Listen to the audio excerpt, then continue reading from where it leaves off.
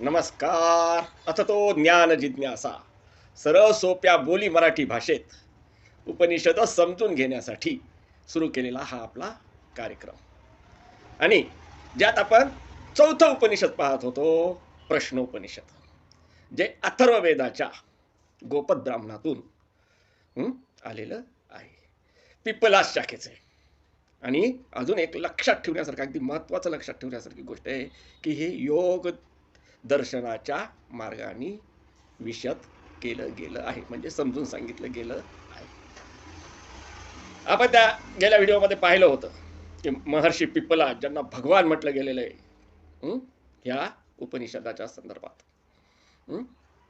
तर त्यांच्याजवळ भारताच्या वेगवेगळ्या क्षेत्रातून काही ब्रह्मजिज्ञासू 6 शिष्य आले आणि त्यांनी त्यांच्या शंका फक्त पिपलाद महर्षीच निरसन करू शकतील आणि ब्रह्माविषयी माहिती देऊ शकतील असं मनात गृहीत धरलं होतं. आणि अर्थात त्या काळच्या पद्धतीप्रमाणे समित पाणी म्हणजे हातात समिधा घेऊन आले. मग त्याचा अर्थ, समिधा हातात घेऊन येण्याचा अर्थ आणि ते तसं का असतं हे याच्यावर आपण चर्चा केली होती.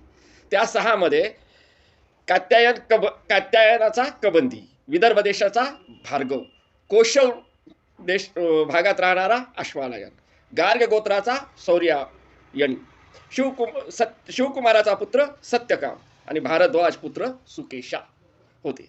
ज्यांनी कबंदीनी 1, भार्गवनी 3, अश्वालयांनी 6, सौर्ययनी 5, सत्यकामानी 1 आणि सुकेशानी 1 असे प्रश्न विचारलेले आहेत. एकूण 17 प्रश्न झाले. ज्या 17 प्रश्नाचं उत्तर भगवान पिपलादांनी म्हणजे महर्षी पिपलादांनी 67 मंत्रात दिलेलं आहे. असं हा एकूण प्रश्नोपनिषद. आणि ज्यात आपण पहिला प्रश्न पाहिला होता की आल्यानंतर त्यांनी विनंती केली की आम्ही ब्रह्मजिज्ञासू आहोत, आपल्याला शरण आलो. जे काय पद्धतशीर त्यांनी अभिवादन करून त्यांच्या जवळ बसले आणि समित पाणी होऊन आले. समित पाणी याचा अर्थ मी त्यावेळेस समजून सांगितलं होतं. समिधा घेऊन आले म्हणजे ते पूर्ण शरण आले. आता ते शिष्यत्व पत्करायला तयार आहे, त्यांना ती माहिती पाहिजे. त्याच्याविषयी आपण बरंच सविस्तर चर्चा केली होती. आणि मग हे आधीच उच्च शिक्षित आणि त्याच्यानंतर ते ब्रह्म जाणण्यासाठी भगवान पिपलादाजवळ आलेत. म्हणजे हिताची अत्युच्च लेवलची काय आहे, ही कॉन्फरन्स झाली आपल्या भाषेत. तर आपण पाहिलं होतं की सगळ्यात वयाने छोटा असणारा कबंदी, ज्याला पहिल्यांदा प्रश्न 1 वर्ष संपल्यानंतर पहिल्यांदा प्रश्न विचारायची संधी देण्यात आली, त्यावेळेस त्यांनी उठून विचारलं की भगवान, आपल्या डोळ्यांना हे जे सगळं दिसतं किंवा जे काय दिसत नाही ते सगळं ब्रह्मांड, सृष्टी, प्रजा कशीतून निर्माण झाली, कशी निर्माण झाली आणि कशातून निर्माण झाली. आणि मग हसून पिपलादांनी उत्तर दिलं होतं की अरे, याचं उत्तर तर खूप सगळ्या वेदात खूप सगळ्या ठिकाणी आहे. आणि ही प्रजा उत्पन्न झाली ती ब्रह्माच्या संकल्पाने. ब्रह्माने तप केलं, मग त्याच्यानंतर त्यांनी प्रजापती निर्माण केले आणि त्याच्यातून त्या प्रजापतीद्वारा सृष्टी रचना करण्यात आली. आणि कशी, तर यथापूर्व संकल्पयात. जसं प्रलयाच्या अगोदर सृष्टी होती तशीच सृष्टी पुन्हा निर्माण केली, जशी पूर्वी होती तशीच निर्माण केली. हे चालतच राहतं सृष्टीचं चक्र. प्रलय, निर्मिती, स्थिर होणं, प्रलय आणि पुन्हा प्रलयानंतर पुन्हा नवनिर्माण. तर असं सगळं व्यवस्थित त्यांनी सांगितल्यानंतर त्यांनी सांगितलं की प्रजापती निर्माण केल्यानंतर ते पहिल्यांदा त्यात 2 तत्व निर्माण झाले किंवा केले. एक म्हणजे प्राण आणि दुसरी म्हणजे रई. आणि ह्या 2 तत्वाचा अर्थ काय, प्राण म्हणजे काय आणि रई म्हणजे काय, हे आपण गेल्या व्हिडिओमध्ये समजून घेतलं होतं. आणि सांख्य दर्शनाप्रमाणे ह्या गोष्टी आहेत हे सुद्धा आपल्या लक्षात आलं होतं की प्राण म्हणजे चेतना, सांख्य दर्शनाप्रमाणे पुरुष, वैज्ञानिक दृष्टीने एनर्जी, आणि यानंतर रई म्हणजे प्रकृती, सांख्य दर्शनाप्रमाणे आणि आपल्याप्रमाणे मटेरियल,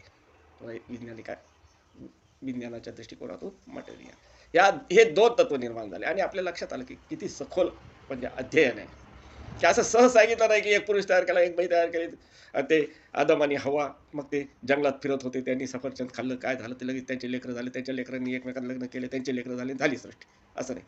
चर अचर, सजीव निर्जीव सगळ्याचा विचार करून कशी निर्माण झाली हे सांगितलं. किंवा बसल्या बसल्या पृथ्वी तयार हो, समुद्र तयार हो, आकाश तयार हो, असं काही इतकं उथळ नाही आहे. त्याच्या खाली किती सखोल चिंतन आहे हे आता हे पाहिल्यानंतर आपल्या लक्षात येतं. आणि ह्या प्राण आणि रईचे त्यांनी मग नंतर उदाहरणं देऊन स्पष्ट केल्याचं आपण पाहिलं होतं की काय आहे. तर पहिल्यांदा कोण आहे तर सूर्य, काय प्राण आहे.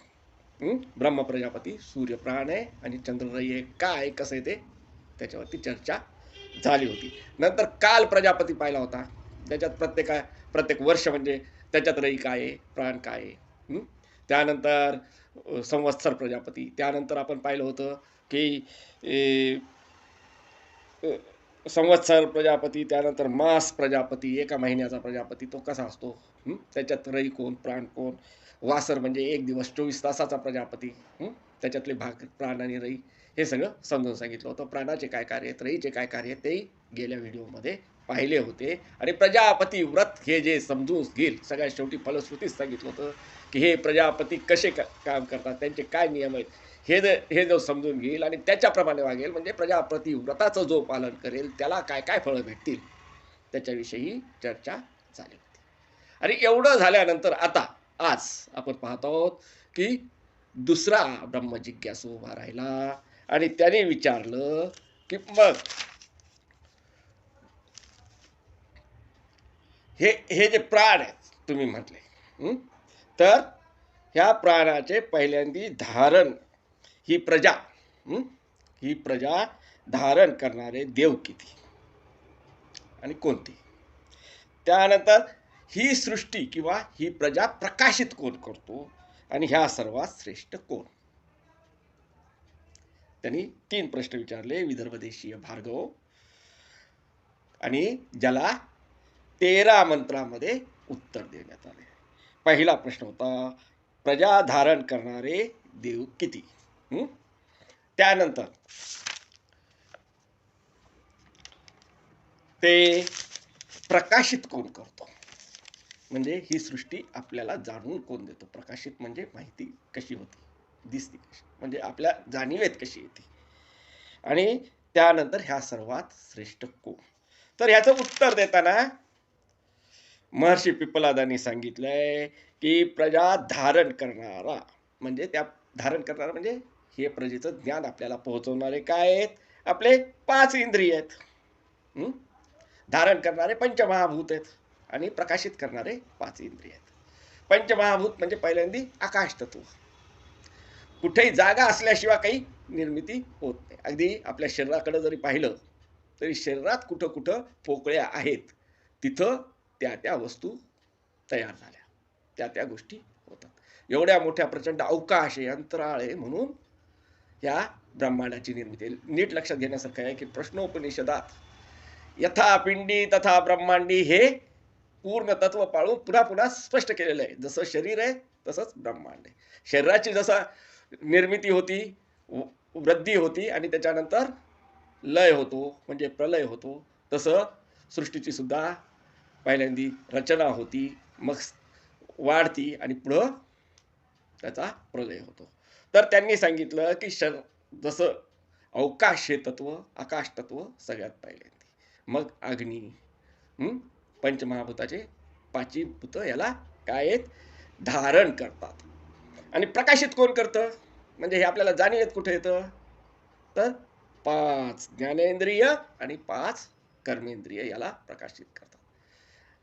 आता सृष्टीला प्रकाशित बाह्य जगतात कोण प्रकाशित करत असेल, तर सूर्य गोल्यावरच आपल्याला प्रकाश असल्यानंतरच सगळं दिसणार आहे, अग्नितत्व. त्यानंतर आकाश तत्व आहे म्हणून निर्मिती मी सांगितलं होतं आता. अग्नी, वायू आहे म्हणून अंतरिक्ष आहे, आणि शरीरात वायू आहे म्हणून प्राण आहे, श्वासोश्वास आहे. त्यानंतर तिसरं तत्व, पहिल्यांदा आकाश झालं, अग्नी झालं, वायू झालं, जल, सगळे शरीरात रस निर्माण होतात ते, आणि अवकाशात पाणी, त्यानंतर पृथ्वी, जल, आणि पृथ्वी म्हणजे पूर्ण हे शरीराचं मांस मज्जा सगळ्या, आणि ते तिकडं बाहेर ग्रह गोल. हं? तर अशा रीतीने जे शरीर ते ब्रह्मांडी म्हणून त्यांनी सांगितलं की धारक देवता 5 आहेत. प्रकाशन कोण करतं, तर आपले पंचेंद्रिय. डोळे म्हणून आपल्याला सगळी सृष्टी दिसते, सूर्य म्हणून सगळी सृष्टी ब्रह्मांड दिसतं. त्यानंतर आपल्याला नाक आहे म्हणून गंध दिसतो, गंध समजतो. जीभ म्हणून आपल्याला हे त्वचेने आपल्याला स्पर्श करतो. हे 5 जे तत्व आहेत ते आपल्याला 5 ज्ञानेंद्रियांनी समजतात. तसं अवकाशाचं तसंच आहे, तेही त्यांनी स्पष्ट करून सांगितलं. आणि त्यानंतर ह्या सर्वात श्रेष्ठ कोण, हा जो प्रश्न आला, तर मग त्यांनी सांगितलं की ह्या सर्व धारक आणि प्रकाशक देवता. आता देवता हा शब्द इथे एक समजून घेण्यासारखा आहे. दिव्य गुण करणारा, पाळणारा, पोषण करणारा तो देवता. देवता या शब्दाचा अर्थ वैदिक भाषेत दिव्य गुण असणारा, धारक, म्हणजे सांभाळणारा, पालन करणारा, पोषण करणारा तो देवता, हे अर्थाने घेतलं जातं. तर इथं ह्या देवता काय काय आहेत? पंचमहाभूत, पहिल्यांदी धारक, त्यानंतर पंच ज्ञानेंद्रिय आणि कर्मेंद्रिय हे त्याचे प्रकाशक. मग ह्या सर्व याच्यात श्रेष्ठ कोण, तर पहिल्यांदा त्यांनी सांगितलं की या सर्व याच्यात प्राण श्रेष्ठ, वायू तत्व श्रेष्ठ. भगवान पिप्पलादांनी हे का सांगितलं, तर सृष्टीची पहिल्यांदी काय होते, पहिल्यांदी संकल्पातून, मनाच्या विकल्पातून निर्मिती होते. आणि त्यामुळेच जो सगळ्यात महत्वाचा जो होतो तो प्राण. प्राण आहे म्हणून सृष्टी आहे. प्राण नसलं तर काहीच नाही, नुसतं मटेरियल. तेव्हा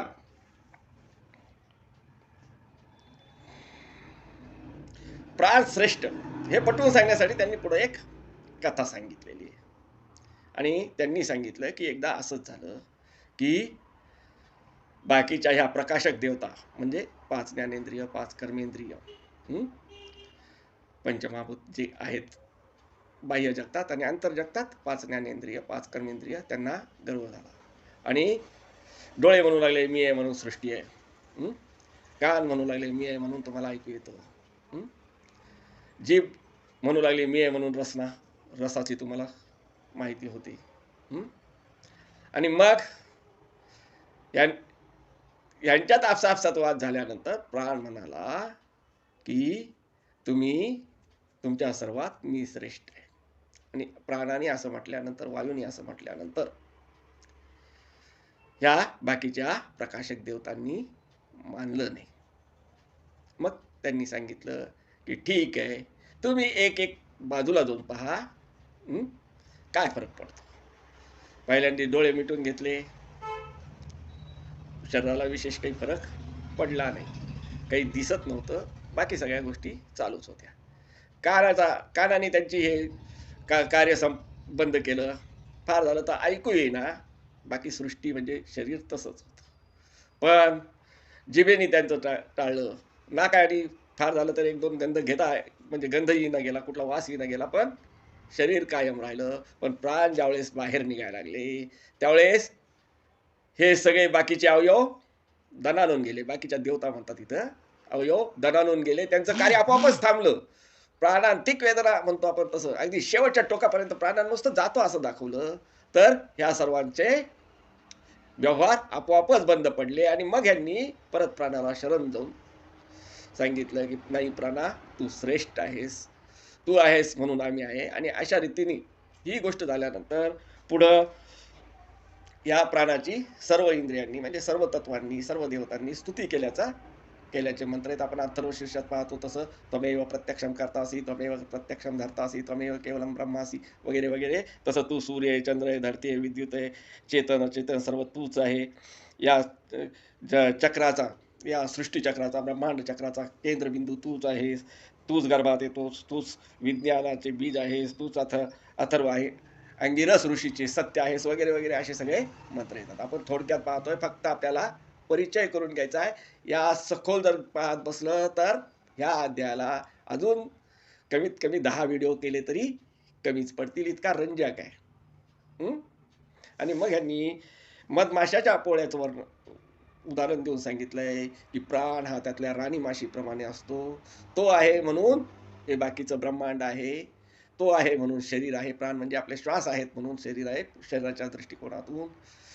आणि तो जिकडं निघून गेला तर बाकीच्या मधमाशा त्याच्या पाठीमागं जातात. जसं शरीरातला प्राण निघून गेला तर हे सगळे इंद्रिय सुद्धा त्याच्या पाठीमागच लयाला जातात. इतकं वर्णन केल्यानंतर पुन्हा विचारलं की तुझं समाधान झालंय का भार्गव? मग भार्गवाने हात जोडून सांगितलं की लक्षात आलंय की सगळ्यात मुख्य प्राण आणि त्यानंतर महाभूत आणि प्रकाशित करणारे 5 ज्ञानेंद्रिय आणि 5 कर्मेंद्रिय, पण ह्या सगळ्याच्या वरती मुख्य म्हणजे प्राण आहे. मग त्यानंतर तिसरा शिष्य उभा राहिला, कौशल्य देशाचा अश्वलायन. यांनी 6 प्रश्न केलेले आहेत. त्यात पहिला प्रश्न त्यांनी विचारला की प्राण कसा उत्पन्न झाला. आता तुम्ही इतकं प्राणाचं महत्त्व सांगितलं. पहिल्यांदा 2 तत्वात आहे, मुख्य प्राणच म्हणाले कबंदीला. त्यानंतर भार्गवला तेच सांगितलं की ह्या सगळ्या धारक देवता प्रकाशक देवतामध्ये सर्वात श्रेष्ठ प्राणच आहे. तर तो प्राण आला कुठून? प्राण म्हणजे काय? तो आला कुठून?